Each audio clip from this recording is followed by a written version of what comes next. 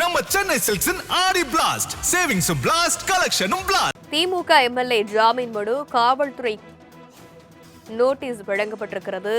காவல்துறை பதிலளிக்க சென்னை உயர்நீதிமன்றம் உத்தரவிட்டிருக்கிறது. முக்கிய செய்தியாக பார்த்து வருகிறோம். விவரங்களை எமது செய்தியாளர் கிருஷ்ணமூர்த்தி விரிக்க கேட்கலாம். கிருஷ்ணமூர்த்தி, வணக்கம். செய்தி குறித்த முழு விவரம்.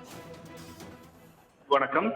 தூத்துக்குடி மாவட்டம் கோவில்பட்டியில் வாக்காளர்களுக்கு நன்றி தெரிவிக்கும் கூட்டத்தில் பேசிய விளாத்திக்குளம் தொகுதியின் திமுக எம்எல்ஏ ஜி.வி. மார்க்கண்டேயன் முதலமைச்சருக்கு வகையில் அவதூறாக பேசியதாக தூத்துக்குடி மாவட்ட குற்றப்பிரிவு போலீசார் அவரை கைது செய்திருக்கிறார்கள்.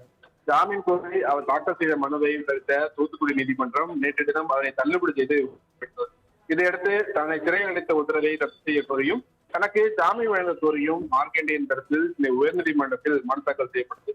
இந்த மனுவை நீதிபதி ஜி.கே. இளந்தரையன் அவசர வழக்காக விசாரணைக்கு எடுத்துக் கொண்டார்.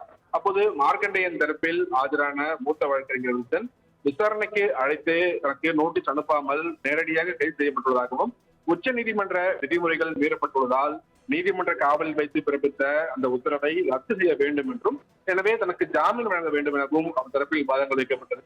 காவல்துறை தரப்பில் ஆஜரான தலைமை குற்றவியல் வழக்கறிஞர் ஜான் சத்யன் இந்த மனுவிற்கு பதில் மனு தாக்கல் செய்ய தங்களுக்கு அவகாசம் வழங்க வேண்டும் என்ற கோரிக்கையை முன்வைத்துள்ளார். காவல்துறையின் இந்த கோரிக்கையை ஏற்றுக்கொண்ட நீதிபதி ஜி.கே. இளந்தரையன் மார்க்கண்டேயனின் மனுவிற்கு பதிலளிக்கும்படி காவல்துறைக்கு உத்தரவிட்டு வழக்கின் விசாரணையை ஜூலை 27 தள்ளி வைக்கிறார். தனலட்சுமி. விவரங்களுக்கு நன்றி கிருஷ்ணமூர்த்தி.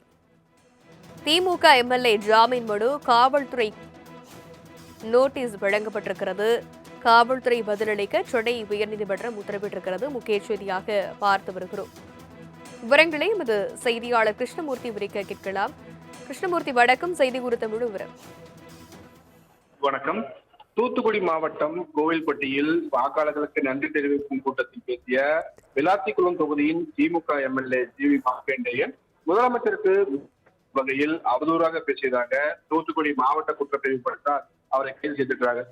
ஜாமீன் கோரி அவர் தாக்கல் செய்த மனுவை விசாரித்த தூத்துக்குடி நீதிமன்றம் நேற்று தினம் அதனை தள்ளுபடி செய்து இதையடுத்து தன்னை சிறையில் அடைத்த உத்தரவை ரத்து செய்ய கோரியும் தனக்கு ஜாமீன் வழங்க கோரியும் மார்க்கண்டேயன் தரப்பில் உயர்நீதிமன்றத்தில் மனு தாக்கல் செய்யப்பட்டது. இந்த மனுவை நீதிபதி ஜி.கே. இளந்தரையன் அவசர வழக்காக விசாரணைக்கு எடுத்துக் கொண்டார்.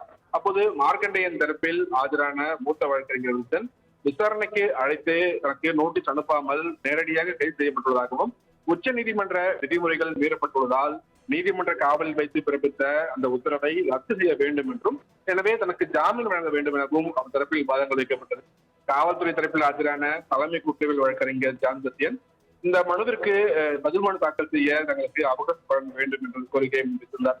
காவல்துறையின் இந்த கோரிக்கையை ஏற்றுக்கொண்ட நீதிபதி ஜி.கே. இளந்தரையன் மார்க்கண்டேயனின் மனுவிற்கு பதிலளிக்கும்படி காவல்துறைக்கு உத்தரவிட்டு வழக்கின் விசாரணையை ஜூலை 27 தள்ளி வைக்கிறார். தனலட்சுமி. விவரங்களுக்கு நன்றி கிருஷ்ணமூர்த்தி. நம்ம சென்னை சில்க்ஸின் ஆடி பிளாஸ்ட் சேவிங்ஸும் பிளாஸ்ட் கலெக்ஷனும் பிளாஸ்ட்.